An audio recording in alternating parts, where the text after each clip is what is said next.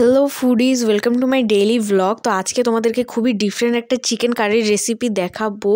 আর সেই সাথে আমি একটা পাস্তা রান্না করেছিলাম, তো সেই এক্সপিরিয়েন্সটাই শেয়ার করব। আমি মূলত কিছুদিন আগে রাস্তার উপরে ভ্যানে বিক্রি করতেছিল, তো 20 টাকা করে এই পাস্তাগুলো ছিল এক প্যাকেট। তো আমি 4টা প্যাকেট কিনছিলাম, 20 টাকা করে 80 টাকা লাগছে আমার 4টা প্যাকেটে। অ্যান্ড দেন আমি আজকে এটা কুক করে দেখবো যে এটার কোয়ান্টিটিটা কীরকম হয় এক প্যাকেটে। তো যার কারণে আমি এখানে পানি দিয়ে একটু সামান্য লবণ দিয়ে ম্যাকারনিগুলোকে সিদ্ধ করে নিলাম, ছেঁকেও নিলাম। আর এদিকে আমি কিছু ভেজিটেবলস কুচি করে নিয়েছিলাম।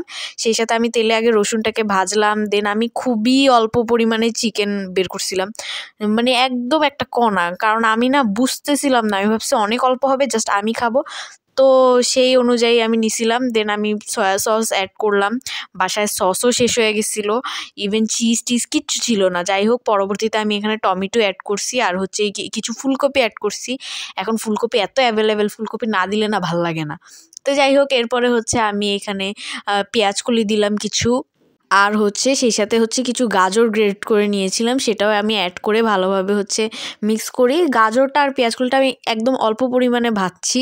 অ্যান্ড দেন এখানে পাস্তাটা অ্যাড করে দেই, আর সেই সাথে আমি উপর থেকে এখন পরিমাণ মতো লবণ দিব কিছু, আর টেস্টিং সল্ট ছিল অ্যাড করছি, কারণ যেহেতু একদমই এই প্যাকেটগুলোর সাথে কোনো মশলা টশলা থাকে না, তো কেমন হবে টেস্ট। তো এইভাবে আমি ভাবলাম যে হ্যাঁ, একটু টেস্টিং সল্ট দেই, হয়তো একটু বেটার লাগবে। ট্রাস্ট মি, সস যদি দিতে পারতাম অনেক ভালো হইতো, বাট আনফর্চুনেটলি সস, আমার বাসায় একটা রাক্ষস আছে সসের, সেই রাক্ষসীটা সস খায়া ফেলায় সসের বোতল আনলেই। যাই হোক, তো এই ছিল আমার এটার পাস্তার ফাইনাল লুক। বাট অনেক চিকেন কম হয়ে গেছিলো, বাট এটা ভেজিটেবল পাস্তাই বলা যায়, পাস্তা ম্যাকারনি আর কি। তো একদম দেশি স্টাইলে খুবই সিম্পল ওয়েতে আমি রান্না করছিলাম, খায়া দেখলাম যে টেস্ট খারাপ না, ভালোই। আর এটার কোয়ান্টিটি সম্পর্কে যদি আমি বলি, যে 20 টাকা 20 টাকার প্যাকেটের মধ্যে অ্যাটলিস্ট 2 জন খাওয়ার মতো কোয়ান্টিটির ছিল আর কি।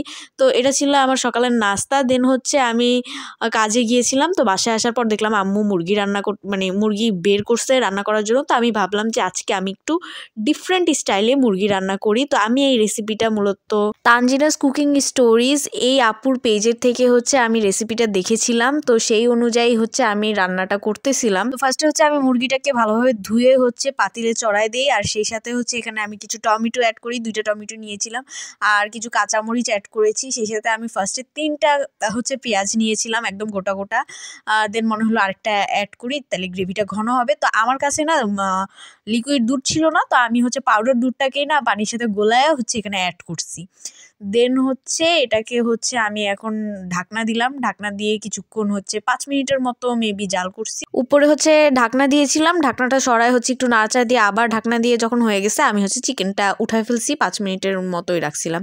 এরপরে আমি পেঁয়াজ, কাঁচামরিচ আর টমেটো যেটা ছিল ওইখানে যে বাকি পানিটা ছিল ওটা সহ ব্লেন্ড করি। ব্লেন্ড করার পরে আমি দেখলাম যে একটু বেশি পাতলা হয়ে গেছে। যাই হোক, মনে হয় আমি ওই যে লিকুইড মিল্ক ইউজ না করে পাউডার মিল্ক ইউজ করার কারণে হইতে পারে। দেন আমি তেলটা গরম হওয়ার পরে ওইখানে আমি গ্রেভিটা ঢেলে দেই।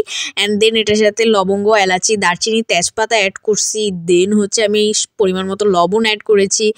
দেন হলুদের গুঁড়া, এরপরে লাল মরিচের গুঁড়া অ্যাড করছি, করে আমি ভালোভাবে এটাকে গ্রেভিটা যাতে তেলে আসে ওরকম ওয়েট করতেছিলাম। দেন আমার কাছে মনে হলো যে একটু বেশি পাতলা পাতলা হয়, কেমন জানি লাগতেছিল, তো আমি ভাবলাম যে এখন চিকেনটা দেওয়া যায়, তো আমি দিয়ে দিছি।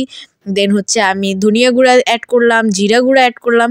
দেন আমার কাছে খেয়াল হলো যে আমি আদা বাটা রসুন বাটা দেই নেই, তো রসুন বাটা ছিল না, আদা বাটাটা ফ্রিজ থেকে দিছি, আর রসুনটাকে থেতলে আমি পরবর্তীতে অ্যাড করে ভালোভাবে এটাকে কষাই। অ্যান্ড ভালোভাবে যখন একদম তেলের উপর চলে আসছে, দেন আমি এখানে যে ব্লেন্ডারটা ছিল, ব্লেন্ডারে আমি ব্লেন্ড করেছিলাম গ্রেভিটা, সেইটা ধুয়ে পানি দিয়ে দেই। অ্যান্ড দেন বলক আসে, দেন ভাপে রাখি। Then this is the final look. And আমি যখন নিচ্ছিলাম, আমি একটু স্ক্যার্ড ছিলাম যে ফার্স্ট টাইম একটু ডিফারেন্ট চিকেন কারি করছি। এর আগে আরেকটা করছিলাম, ওটা মজা হয়েছিল, বাট ওটা খুবই বেসিক ছিল, এটা খুবই ডিফারেন্ট একটা ওয়েতে আমি রান্নাটা করছি। এর আগে আমি কখনো এভাবে রান্না করি নেই। আর আমার বাসায় সব বলছিল কিভাবে কি করতেছিস, কেমন না কেমন হয়। আর ট্রাস্ট মি, যে আমি বাইট নিছি, just it was heavenly good. আমি মাস্ট সবাইকে রিকমেন্ড করবো, যারা রান্না করেন এভাবে একবার হলেও রান্না করে দেখেন, ইট ওয়াজ হেভেনলি।